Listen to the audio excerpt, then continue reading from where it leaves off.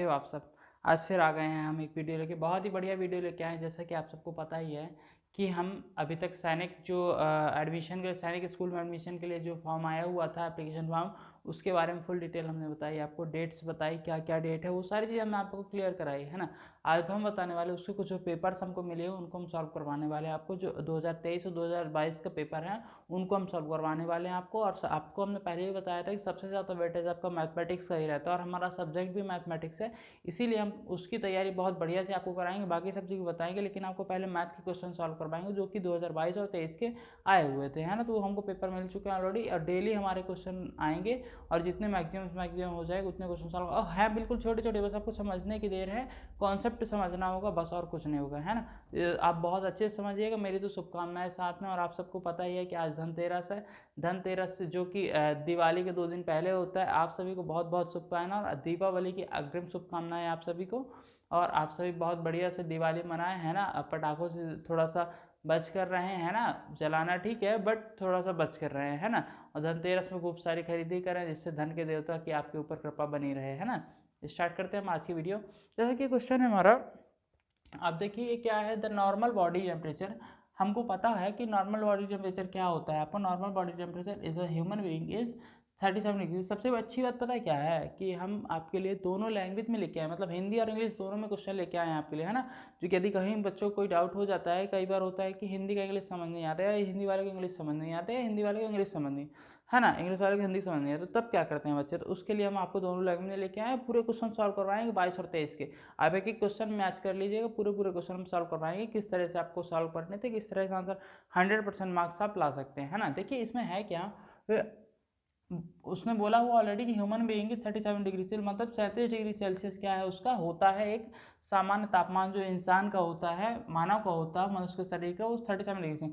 इसको कन्वर्ट करना है डिग्री फ़ारेनहाइट में, किसमें, फ़ारेनहाइट में कन्वर्ट करना। अब इसका हमको तरीका पता होना चाहिए, है ना, शॉर्ट मेथड। किस तरह से हम सेल्सियस को, डिग्री सेल्सियस को फ़ारेनहाइट में कन्वर्ट करेंगे, डिग्री सेल्सियस को किस में कन्वर्ट करना, फ़ारेनहाइट में। ये चीज़ ध्यान रखिएगा, है ना, बहुत इंपॉर्टेंट चीज़ है, बस आपको थोड़ा सा ध्यान देना। देखिए है कैसा, कैसे आएगा ये, अब आपको फार्मूला ध्यान रखना है ना, सीधे हम करके बताएंगे। 37 डिग्री सेल्सियस हमको दिया हुआ है, जब भी ऐसा क्वेश्चन दिया हमको इसमें 9/5 से मल्टीप्लाई करना है एंड देन प्लस 32 कर देना है।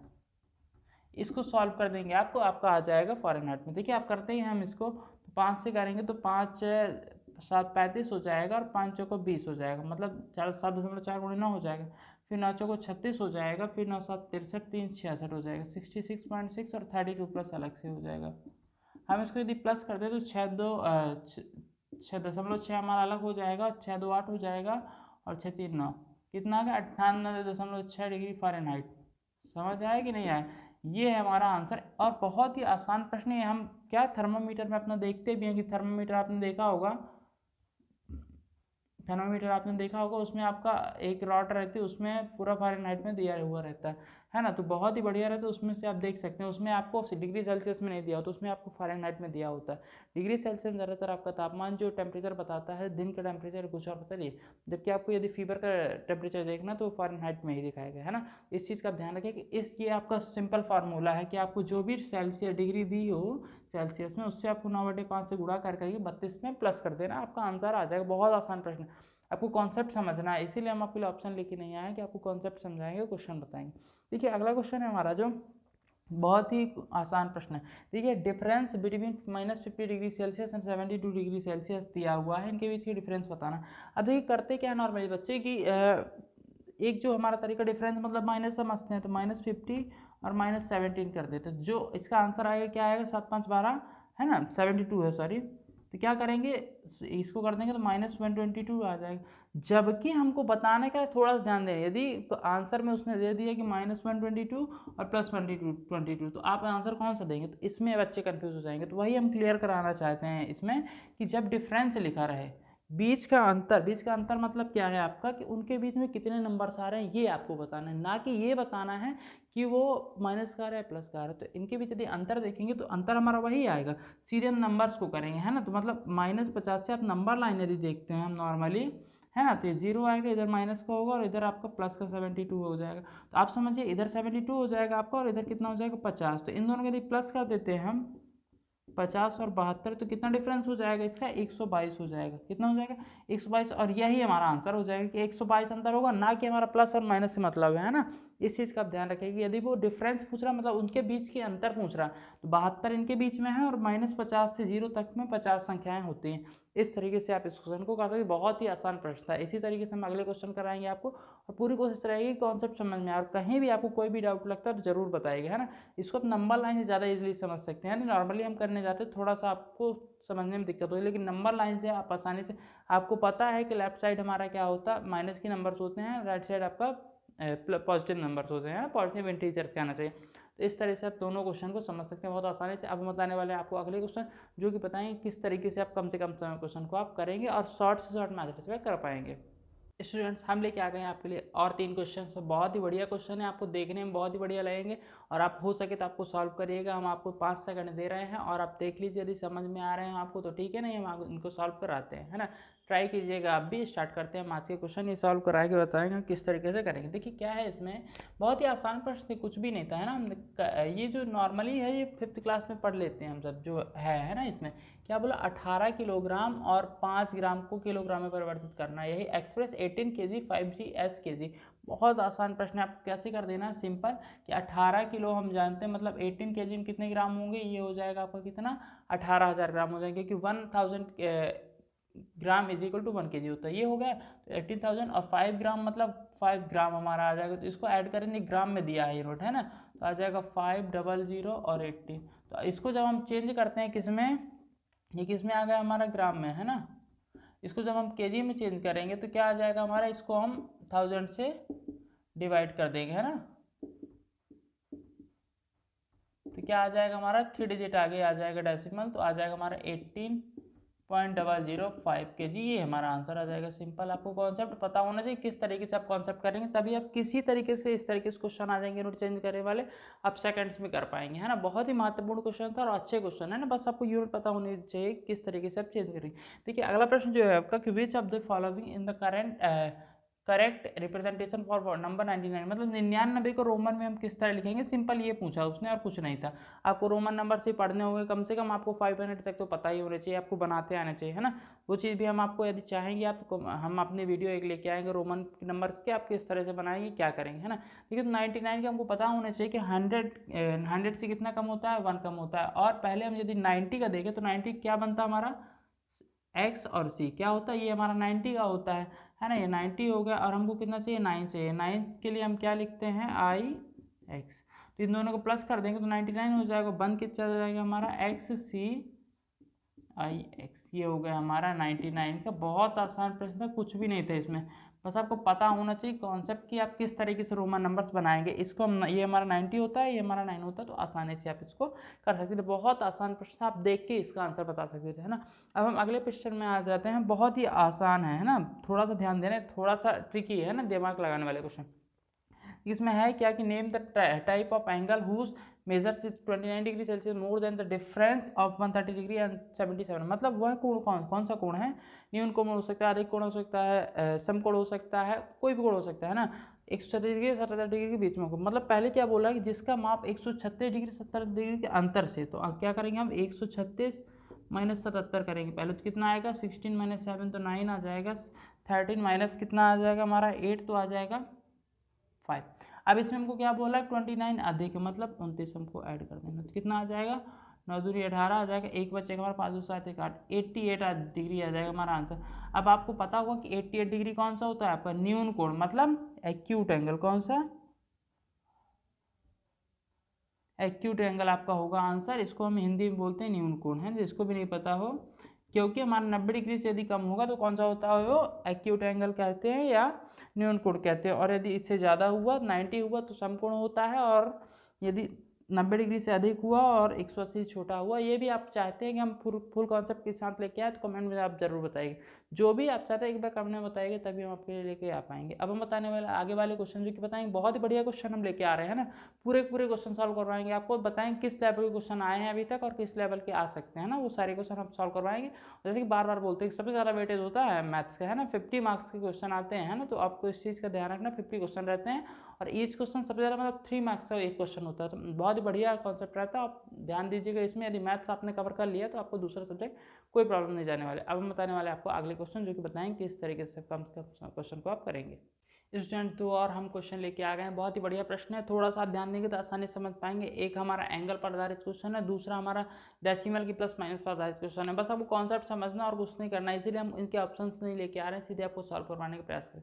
देखिए है क्या इसमें आपका कि दिया हुआ which of the angle is a given figure, ये एक दिया हुआ फिगर, इसमें जो एंगल्स दिए हुए is larger than two right angle, मतलब टू राइट एंगल मतलब राइट एंगल आपको पता है 90 डिग्री का होता है, उनमें भी टू राइट एंगल है ना, टू राइट ट्रायंगल से जो लार्जर है ना, तो कौन सा होगा ये आपको बताना। बहुत आसान प्रश्न है, आपको देखना है कि राइट एंगल 90 डिग्री से होता है।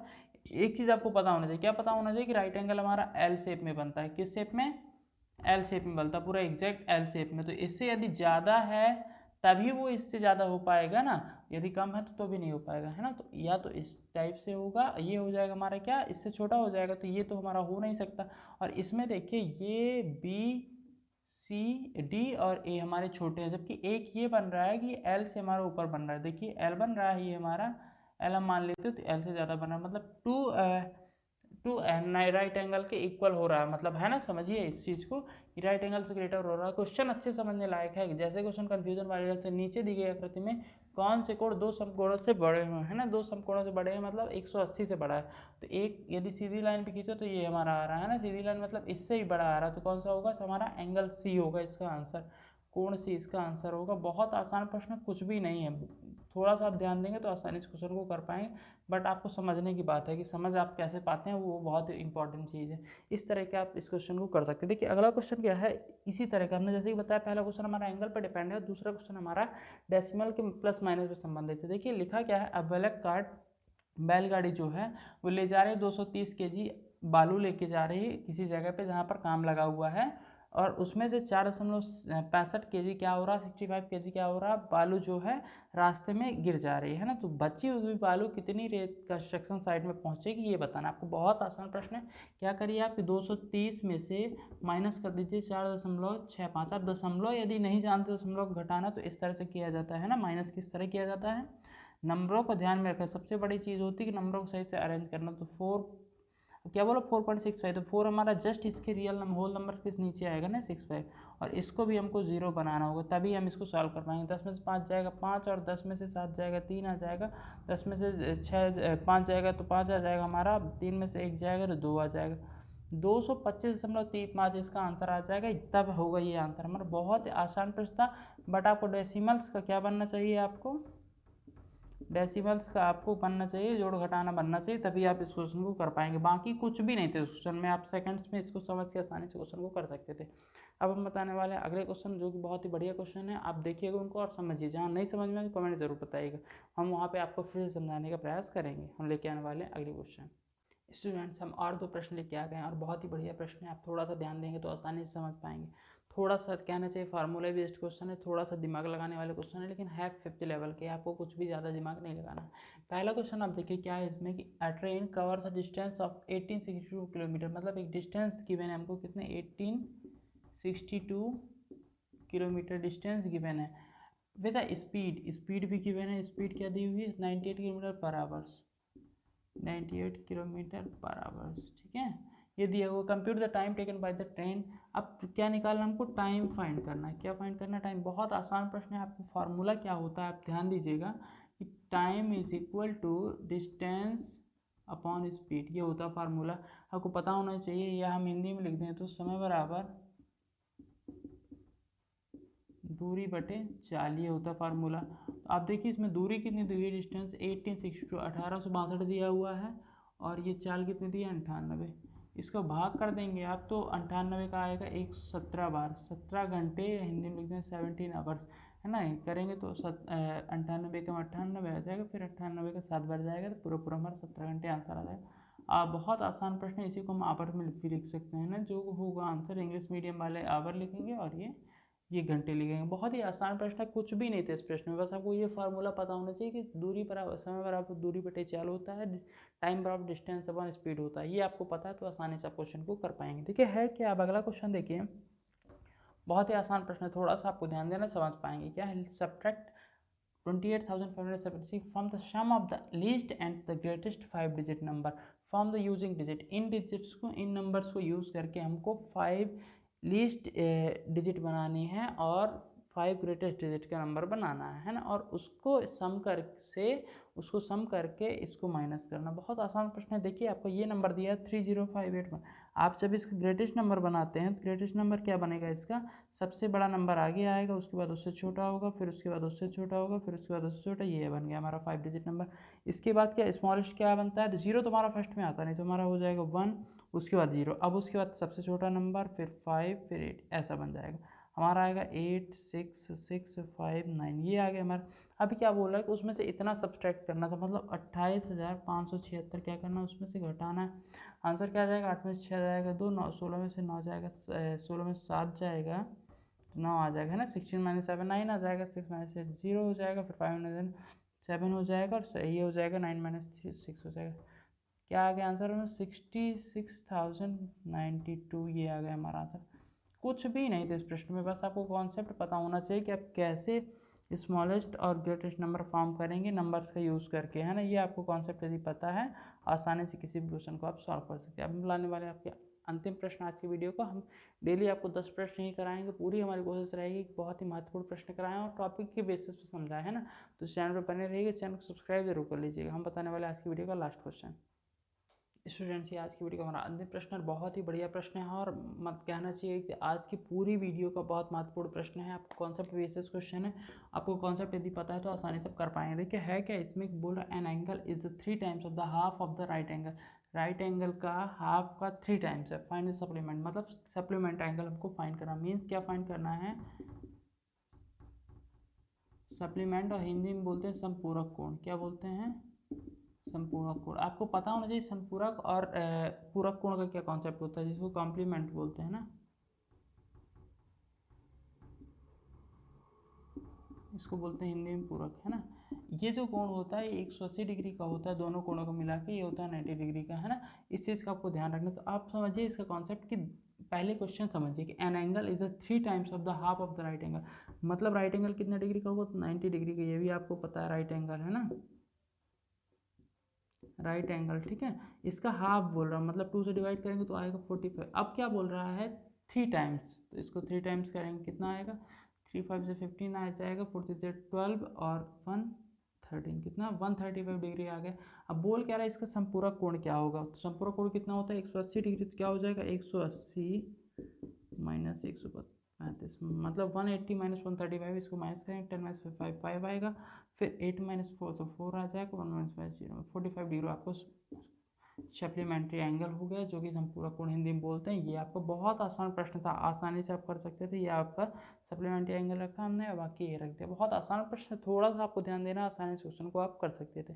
आज की वीडियो को हम यहीं पे खत्म करते हैं, कल फिर आएंगे आपके लिए क्वेश्चन लेके। आप टोटल 50 क्वेश्चन है, उसी को हम डेली 10 क्वेश्चन आपके लिए लेके आएंगे, और जो भी महत्वपूर्ण कॉन्सेप्ट उनसे बन रहा है वो कॉन्सेप्ट हम आपको समझाएंगे। कहीं भी कोई भी डाउट लगता है तो कमेंट में ज़रूर बताना, और हम उसको सॉल्व करने की पूरी कोशिश करेंगे, और आपके लिए बहुत बेस्ट तरीका लेके आएंगे जिससे कि आपको समझ में आए।